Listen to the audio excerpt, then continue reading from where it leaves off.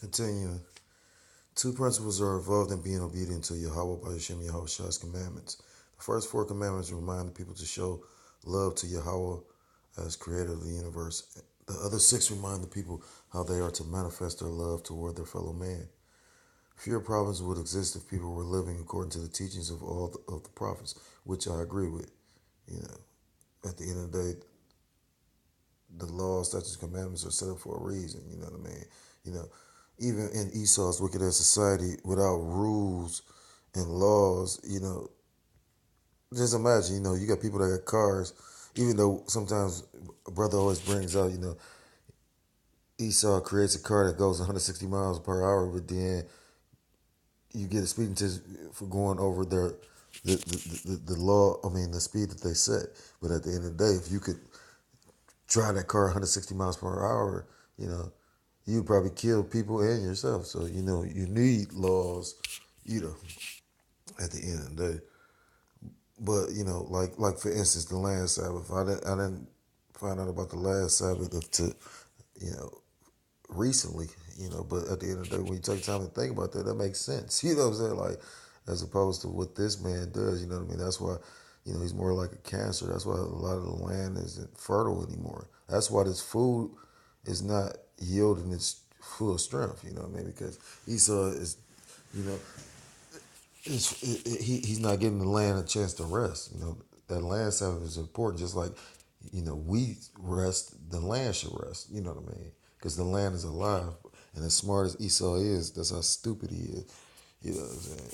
It's a very base man, but,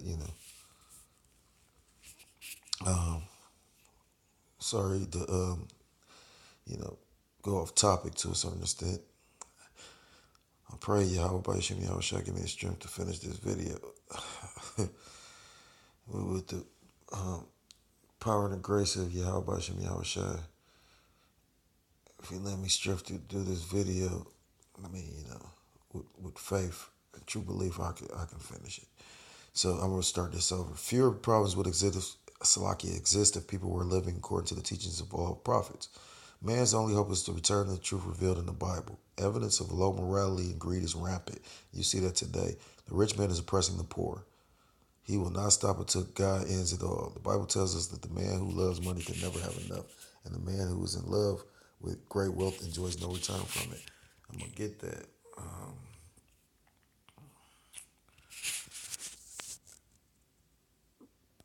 Look at that. Okay.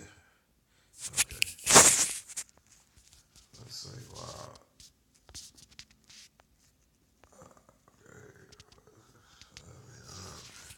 Okay. So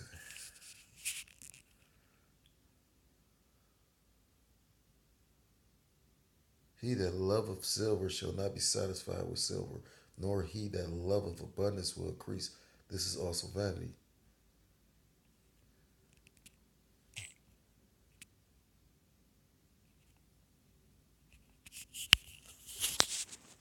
The book of James, 5th chapter, describes how Yahweh deal with the rich man. Let's get that.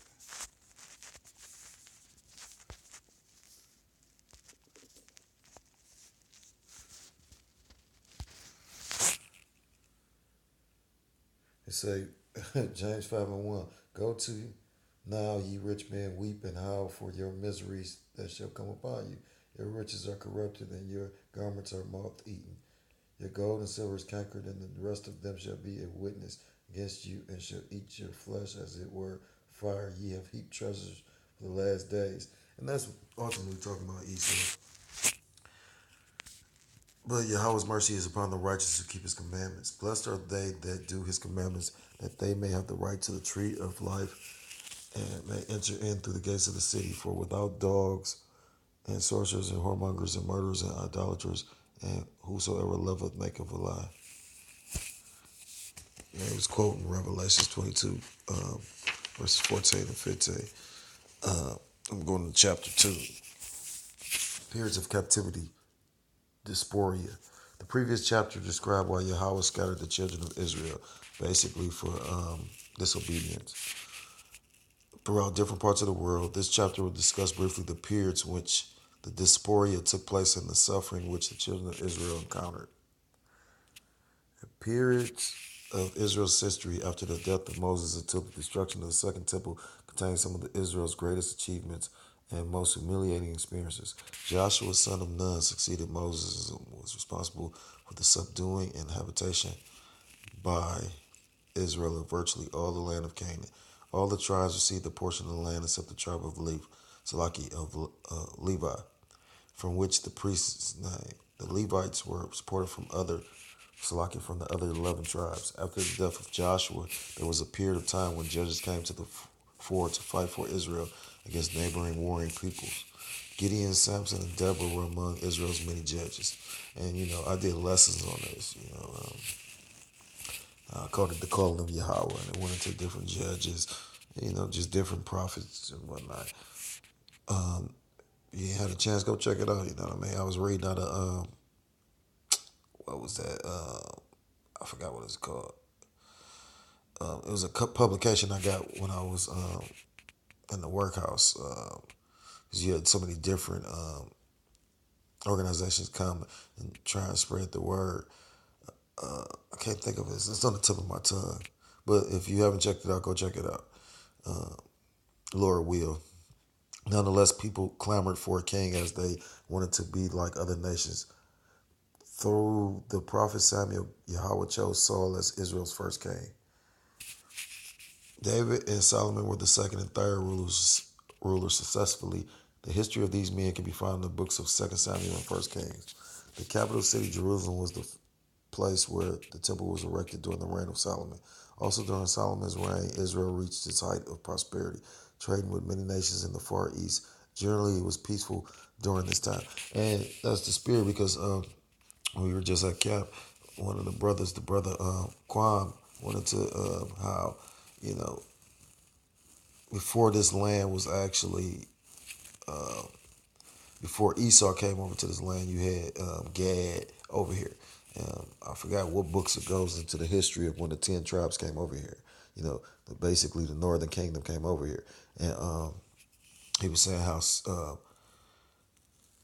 I believe prior to that, though, they were coming over here, when Solomon, when Israel, you know, was at the height of his prosperity, Solomon was sending, Navy ships. That's I think it's his counts in the scriptures, but he was sending because this land was rich with different, like different treasures. I mean, like they were getting exotic animals from over here because you got to remember certain parts of the world don't have the same climates and the same animals as other parts of the world. So, they were coming over here getting rare monkeys.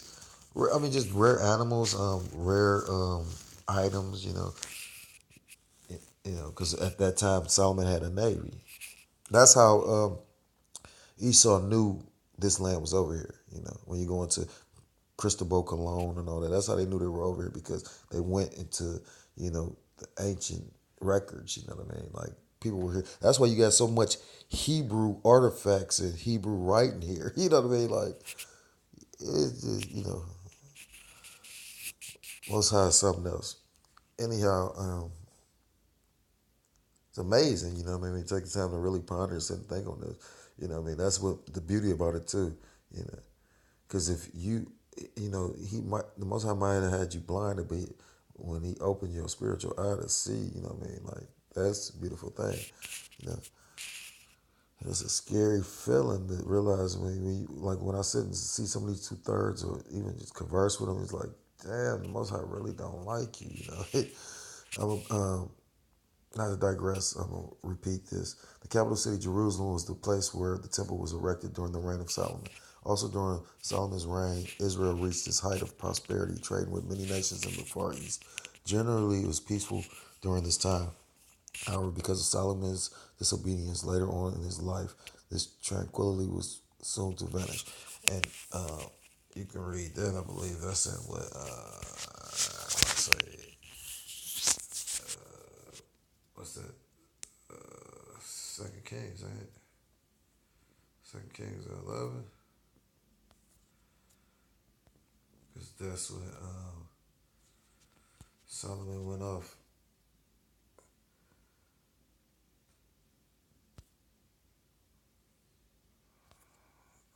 Get that. So getting Second Kings.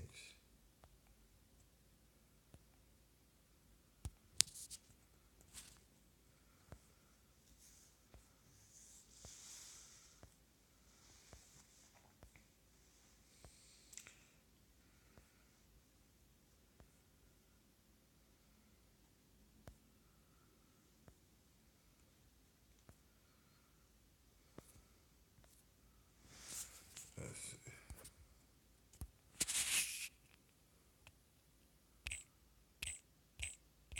Salakia. Something popped up in my head, but I don't want to just do something.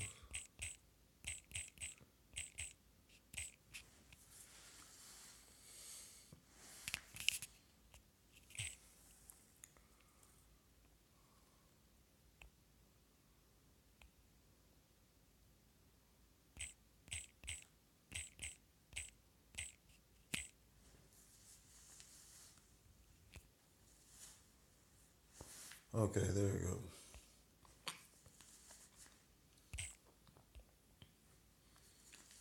Then did Solomon build, it was First Kings, build a high place for Chemosh, the abomination of Moab, in the hill that is before Jerusalem, and for Malek, the abomination of children of Ammon.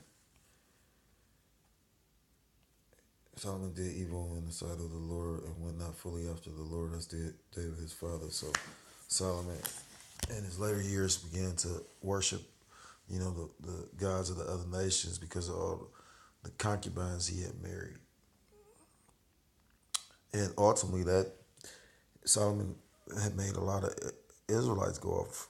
And that's why it makes perfect sense that, in the reincarnation, he had to come back as the Messiah. He had to bring back a nation because he had a nation go off. Okay.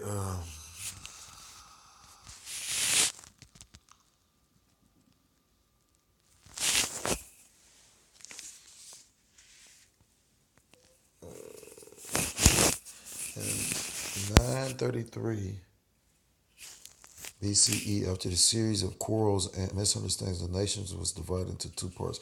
The northern kingdom, known as Israel, was comprised of 10 tribes with headquarters in Samaria. The southern kingdom consisted of two tribes, Judah and Benjamin, and Levi. Jerusalem was the headquarters, which was known as the kingdom of Judah. The word Jew was never used until this time. 2 Kings 16:6. Let's get that.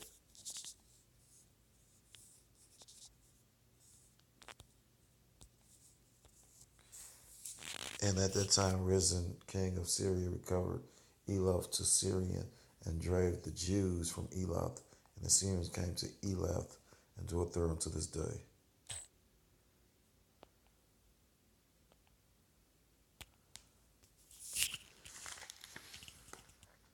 It is a term which is derived from Judahites, the people from Judea. Ancient Judah was only part of the larger Israelite world. Originally, the words Hebrew and Israelite were the only ones used to describe the biblical tribes. Today, many people associate the word Jew with people of Caucasian descent, but centuries ago, this was not true. Or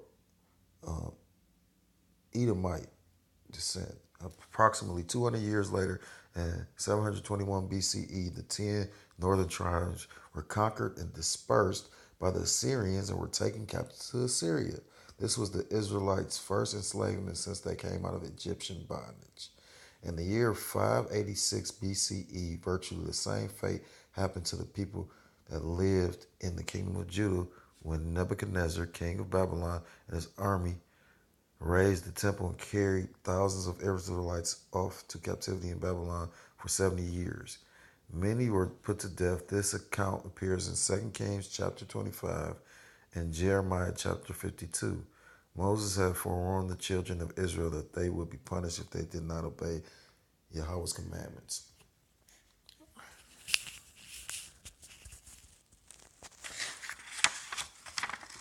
And I'm going to read, it said Moses prophesied that The Israelites will be punished if they didn't hold this law, statutes, and commandments. So, get that. This is the book of Leviticus 26 and 26. And when I have broken the staff of your bread, 10 women shall bake your bread in one oven, and they shall deliver you your bread again by weight, and ye shall eat and not be satisfied. Verse 27. If ye will not for all this hearken unto me, but walk contrary unto me, then I will walk contrary unto you also in fury, and I will chastise you 7 times for your sins.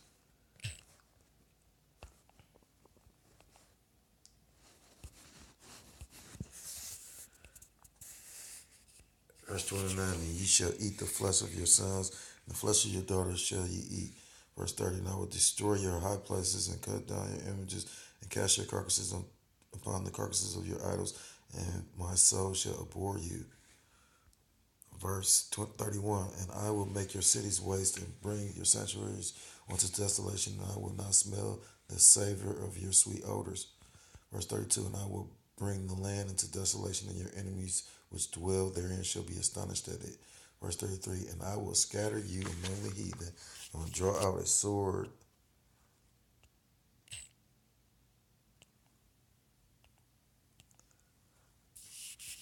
after you, and your land shall be desolate, and your cities waste. And and at the end of the day, when you know realize it, you know the Israelites are scattered throughout the four corners of the earth. Yahweh, with his infinite mercy, did not forget his people. After the Persians conquered Babylon, or Salakia Babylonia, the ruler Darius allowed a contingent of Israelites to return home and begin rebuilding the city and re-erecting the temple. Under Ezra, Nehemiah, and Malachi, this feat was accomplished. And once again, Israel served Yahweh under its own vine and fig tree. This occurred approximately 500 BCE. The time period between the prophet Malachi and Matthew was a span of 400 years. After this 400-year period, Yahushua was born. During that 400-year period, Greece became a world power. The Maccabean revolt took place against the Greeks in the year 165 BCE. After the fall of the Greek Empire, the Romans began. Salakia became a world power, and Yahushua was born during this time of cruel Roman oppression. Yahushua, as a prophet, thought it was his responsibility to gather his fellow Israelites and return them to Yahweh through his teachings. He taught men and women to obey the Ten Commandments, love each other, and show kindness to all mankind, as had the prophets before him, which I don't agree with. You know what I mean? Like, yeah, and you go to John 4:22. You know what I'm saying? Like, he said, salvation is of the Jews. So Yahushua foretold the destruction of the temple and overthrow of Jerusalem by the Roman army and the scattering of the Israelites of this day. He referred to the prophecies of Daniel when he said to his disciples, when ye therefore shall see the abomination of desolation spoken of by Daniel the prophet stand in the holy place, then let them who are in Judea flee into the mountains, and let him which is on the housetop not come down to take him so like it not come down to take anything out of his house, neither let him which is in the field return back to take his clothes, but pray ye that your flight be not in the winter, neither on the Sabbath day. Matthew 24, verses 15 and 21. Also read Luke 21, 2 through 24. And that's all just prophesying the end. You know what I'm saying? At that time, Most High, Yahushua, well, Yahushua Hamashiach was so cold, his, you know, like some of those prophecies were 2 and 3-fold, you know what I mean? Like, because he was talking about a time back then, but he was also talking about a time to come. Like when you read Matthew 24, you know, he was talking about back then, but he's also talking about, the time we're coming into now. That scattering of Israel occurred in 70 AD, as Yahushua had predicted, and that's a spirit. The Israelites were scattered from Jerusalem and Judea and Jerusalem's destruction by Titus and the Roman army. Flavius Josephus, in his book The Great Roman Jewish War, 66-70 gives an account of the final dispersion and captivity of the Jews. General Vespasian, his son Caesar Titus, fought against the Jews. Millions of Jews fled into Africa, among other places, fleeing from Roman persecution and slavery. Many suffered severely from hunger and starvation during the siege. Their hunger was so intolerable that it obliged them to chew everything, while they gathered such things as the most sore animals would not touch. Wow. Their hunger was so intolerable that it obliged them to chew everything, while they gathered such things as the most sordid animals would not touch and endured to eat them. They even ate their children for food. That's deep. And didn't he just, what did I just read? What was that? Leviticus 26, wasn't that part of the curse? The Most High said, if you didn't hearken on to me, I was going to have your children for food. That's deep. On that note, I'm going to stop there because like page 21 is maybe like, it's like maybe 45 more pages. But I know I'm not going to be able to finish this tonight because, like I said, I got some obligations in the morning. So with that, I want to give all praise, honor, and glory to Yahweh, Ba'ashem, Yahweh Shah, Ba'ashem, Archa, Kodash Barakatah. Double honors to the apostles and elders of Great Millstone. Peace and salutation to the occupant around the four corners of the earth, pushing the truth with faith and sincerity. Shalom, shalom to the Akim and the Akwath out there listening and learning. Shalom to the Confusion of Face brothers that we're hoping to join our ranks. Shalom to all my fellow laborers. I hope this lesson was edifying, and I hope to finish the book out. I don't want Ratazah. And with that, call hello, Yahweh Ba'ashem Yahweh Shai, Ba'ashem, Harchako Dash Barakatah, Wa Abal Babal.